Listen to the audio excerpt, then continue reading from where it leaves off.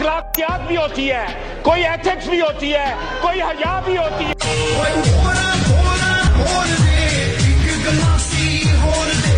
ना कोई शर्म होती है, ना कोई हया होती है, कोई हया भी होती है।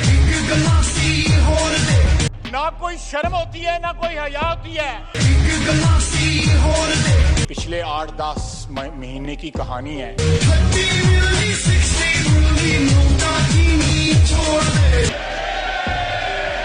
इनको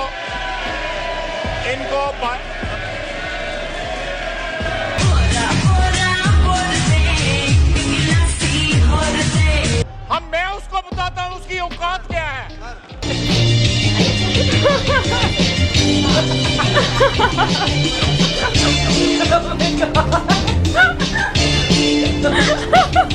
बारी बारी खड़ा करके पूछें। थैंक यू खान साहब।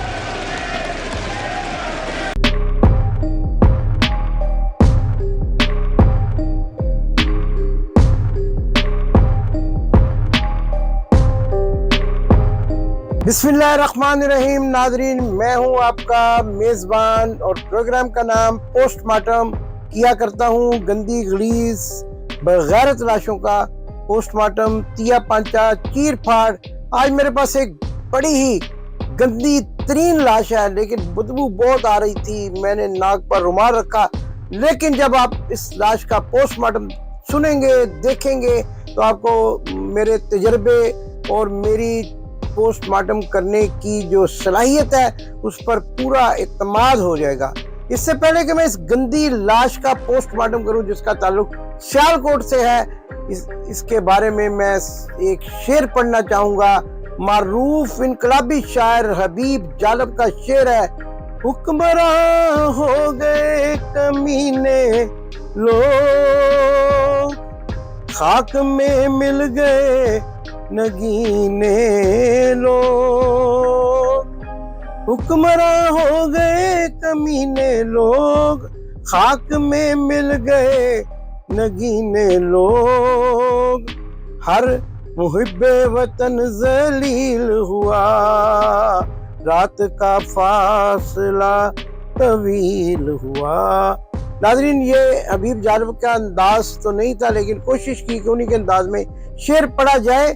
तो हुक्मरान हो गए कमीने लोग, तो आज इन्हीं कमीनों में से एक कमीने की लाश जब मेरे सामने आई तो मैंने उसका पोस्टमार्टम करने का इरादा किया।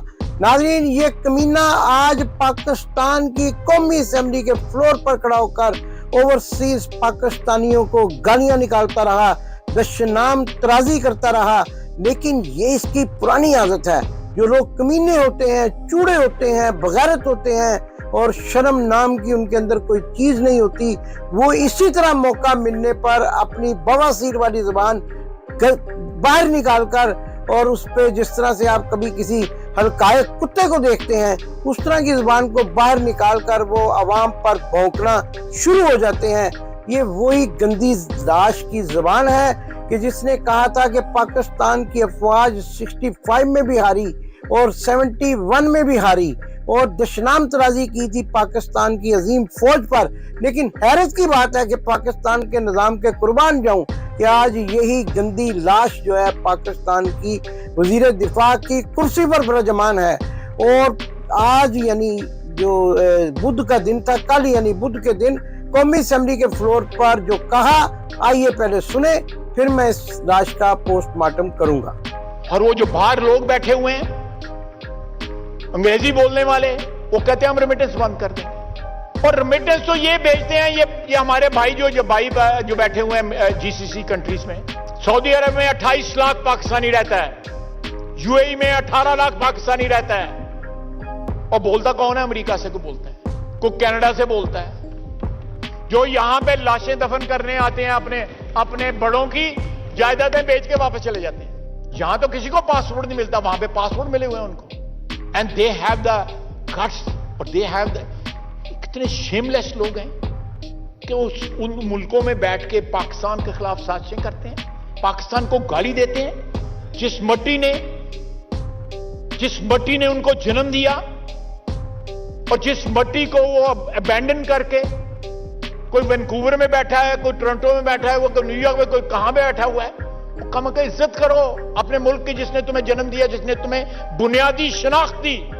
ये लोग पाकिस्तानी हैं, वो लोग पाकिस्तानी जो वहां पे बैठे हुए हैं ना, they are not coming back. इन लोगों ने वापस आना है। ये ईद पे आते हैं, दोनों ईदों पे आते हैं, आगे पीछे आते हैं, बच्चे यहां पे हैं, वालिदैन यहां पे हैं, जायदाद यहां पे खरीदते हैं। और वो लोग आते हैं जायदाद बेचने के लिए। जब मां बाप मरते हैं उनके लिए डिविडेंड्स होते हैं ये, और धमकी देते हैं कि हम रेमिटेंस नहीं देंगे, भेजेंगे। जी तो नाजरीन, आपने ख्वाजा मोहम्मद आसिफ सियालकोटी, और मैं बोटी नहीं कहूंगा, क्योंकि बोटी कहूंगा तो आप समझ जाएंगे कि मैं कौन सी बोटी की बात कर रहा हूं, क्योंकि कई रेस्टोरेंट्स में लिखा होता है यहाँ हलाल मुयस्सर है, और कहीं लिखा होता है कि यहाँ हलाल मुयस्सर नहीं है। तो जहाँ हलाल मुयस्सर नहीं होता वहां पर जो बोटी होती है, और वो कहां से मंसूब की जाती है, ये वही बोटी थी जो आज कौमी असेंबली के फ्लोर पर खड़े होकर दुनिया भर में बसने वाले पाकिस्तानियों को, ओवरसीज पाकिस्तानियों को गालियां निकाल रही थी। ये गंदी और गलीज लाश, और ये कह रही थी कि अमेरिका, ओटावा, कनाडा, लंदन में बसने वाले पाकिस्तानी जो हैं वो तो ओवरसीज पाकिस्तानी कहलाने के काबिल नहीं है, क्योंकि उनके पास तो नेशनैलिटियां हैं वहाँ की। पाकिस्तान के वो ओवरसीज पाकिस्तानी जो मजदूरी करते हैं, जो खलीजी ममालिक में मेहनत करते हैं, पैसे भेजते हैं, उनके बारे में कहते हैं कि सिर्फ वही पाकिस्तानी जो है वो ओवरसीज पाकिस्तानी हैं। खुदा का खौफ करो, कोई अखलाकियात भी होती है, कोई एथिक्स भी होती है, कोई हया भी होती है।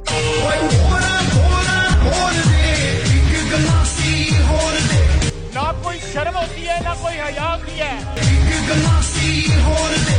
कोई हया भी होती है, ना कोई शर्म होती है, ना कोई हया होती है। पिछले 8-10 महीने की कहानी है।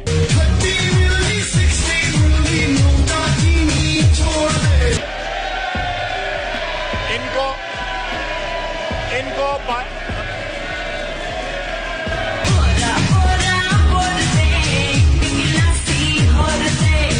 मैं उसको बताता हूँ उसकी औकात क्या है।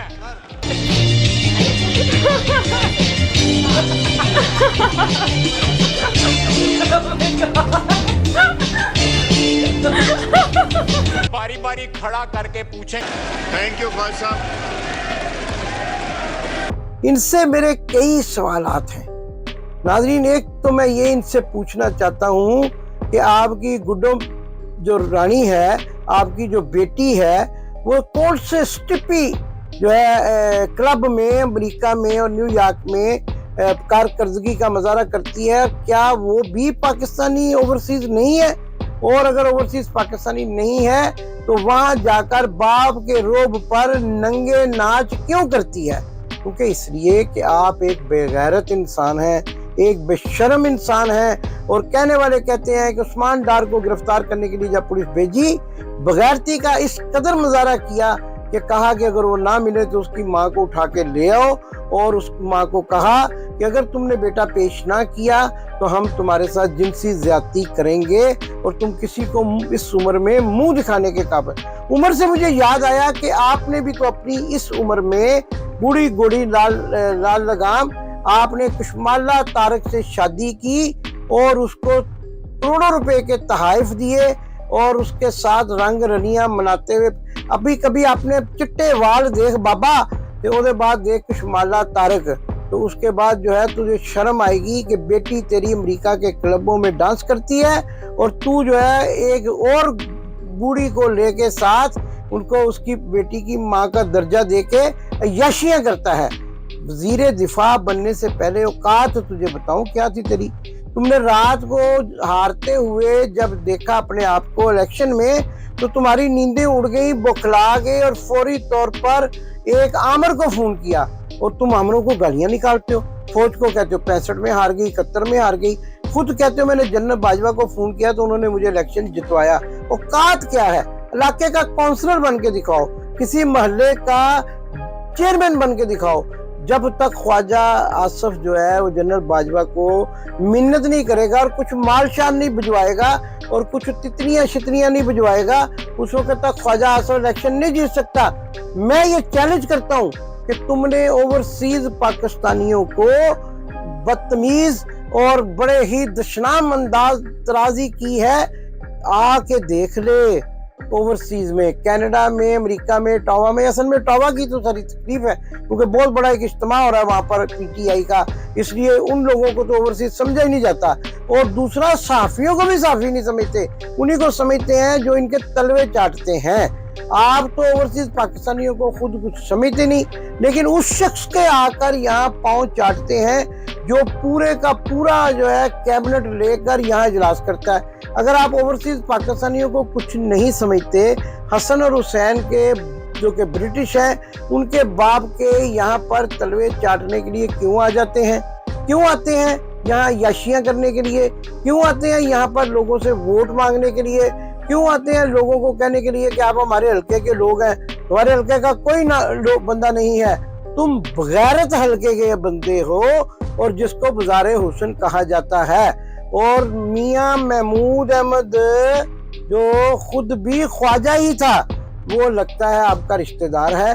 जिस तरह की गुफ्तगू आपने की है, पाकिस्तानियों को गालियां दी हैं, आपको ये पता नहीं है कि ये पाकिस्तानी एक एक डॉलर जोड़कर पाकिस्तान की मईशत में अपना किरदार अदा करते हैं। और हाँ, एक मरतबा तुम्हारे जो लीडर है उसकी जब न्याज बटने लगी थी, आगे वाला फिक्रा खुद जोड़ लेना, तो उसने भी तो कर्ज तारो मुल्क सवारो स्कीम के तहत ओवरसीज पाकिस्तानियों से पैसे लिए थे जो आज तक उनको वापस ही नहीं किए। फ्राडियों का, रंगबाजों का, नौसरबाजों का, बनारसी ठगों का टोला हो तुम सब, और तुम जो है उस टोले के सबसे बड़े बनारसी ठग हो। इस्माइल तारक को 2 करोड़ रुपए की अंगूठी तोहफे में देते हो और गरीबों का रोना रोते हो, कहते हो इस मुल्क में कुछ हो ही नहीं सकता।